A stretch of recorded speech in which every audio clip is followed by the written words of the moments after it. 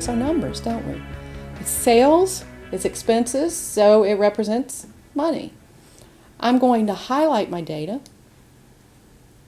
So I've highlighted B3 through E5. And in my Home tab, the next group is the number group. And you'll notice you have a drop down, and there's various number formats there, and I can choose from them. Notice currency and accounting are in there. I also have some default buttons right here. I have a $sign, which says it gives me accounting number format.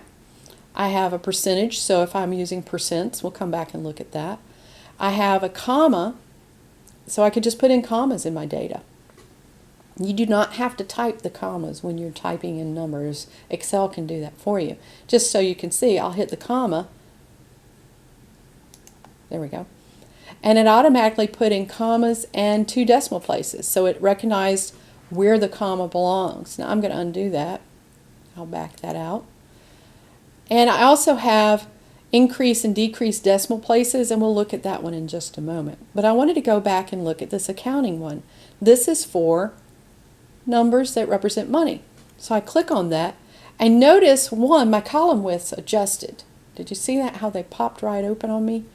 And I have $signs in the cells, I have commas, and I have 2 decimal places. So that accounting one gives me the $signs, gives me the commas, gives me the 2 decimal places. I don't have anything after the decimal places.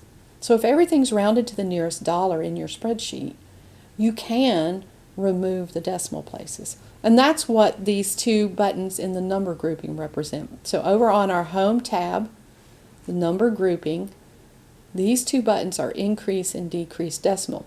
So if I click the decrease, 1 decimal place goes away. I click again, and a 2nd decimal place goes away. If I had actual numbers in there, let me bring those back. The one to the left increases. Now let me just quickly come in here and add a couple of numbers here. I'm going to use it in the formula bar, and I'm going to put in 0.67. So let's say I did actually have something in the decimal place positions. When I use this, notice it's going to round. It was 0.67, now it's 0.7. And now instead of 23,890, it's 23,891. So when you use that, it does round the numbers. But I'm there on cell B3, and if you look in the formula bar, the actual data is there. And if I take those decimal places and bring them back in, they are still there. So that's the accounting symbol here on my number grouping. But let's choose the little drop down and bring up the Format Cells dialog box. Now this time, since we came from numbers, it brings me to numbers. And it tells me this is accounting, has 2 decimal placements, and so forth. Let's look at currency. There are some differences between accounting and currency. Currency, for one thing, I can choose how the negative numbers appear.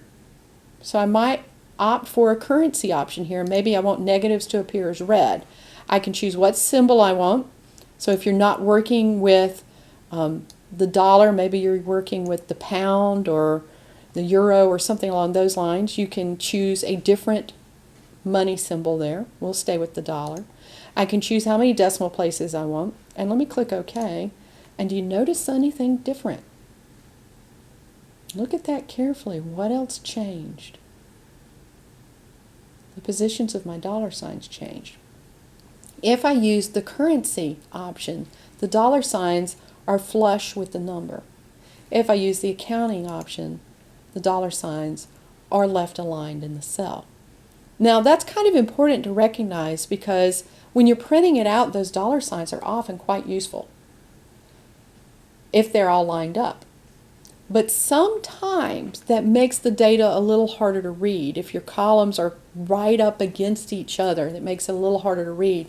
So you may want to go and choose currency in that case, so that your $signs appear with the number they're representing. A couple of real quick other things to show you about number formatting. The percentage one. If I put a 5 in this cell,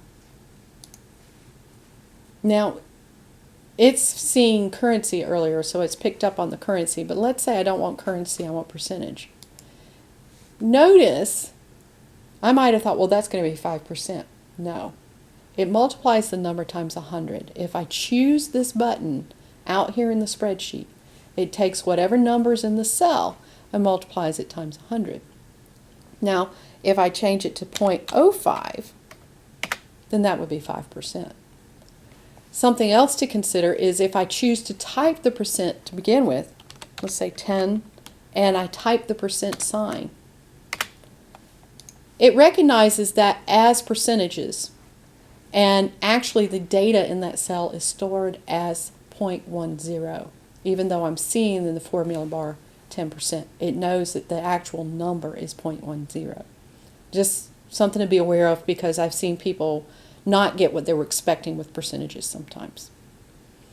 There are other number formats available to you here. I just clicked on the grouping arrow in number and brought this back up. And of course we have general. That's your basic number, the way it shows up. By the way, and I'm going to point to the title bar of this dialog box and just drag it over. I am on cell G5 where that 10% is. And remember I said it would store it as 0.1? Well, it shows me an example with whatever cell I'm active on. And see, there's that 0.1. So if I went back to general formatting, we'd have a 0.1 there. I have number. I can do decimal places. I can choose to put the commas in there. I can tell it how to display a negative number. We've talked about currency and accounting. There are date formats in here too. So if you have dates in your spreadsheet, you can choose how you want those dates to appear. For example, I've worked with a lot of companies in Europe, and they actually do this one down here at the bottom of the list, where it's the day, then the month, then the year. You have time formattings. We talked about percentage. There's some other things in here, fractions, scientific. Just as a note, if you type in a number that is over 10 digits, Excel automatically converts it into scientific notation. So it'll show it in scientific notation. Text is real interesting. And let me flip over to a different spreadsheet just briefly to show you text. Remember we have a phone number here? Well, that's not to be seen as a number, is it? It's to be seen as a phone number. We don't want to do any calculations on it. So that would be a case where I would come in here and establish it as a text format. So it's not seen as a number by Excel. It's seen as text instead. So that would be why I would do that. Another thing that I can do is create a custom. So I've gone over into this spreadsheet and I've just typed a number into a cell because I want to look at one of the expansive ways you can use number formatting. So I'm going to come back to my Home tab and my number group, and I'm going to click on the button that expands me to the Format Cells dialog box, the Number tab. A couple of things. You have a special option, and there's certain things built in here. Zip code +4, phone number, social security numbers.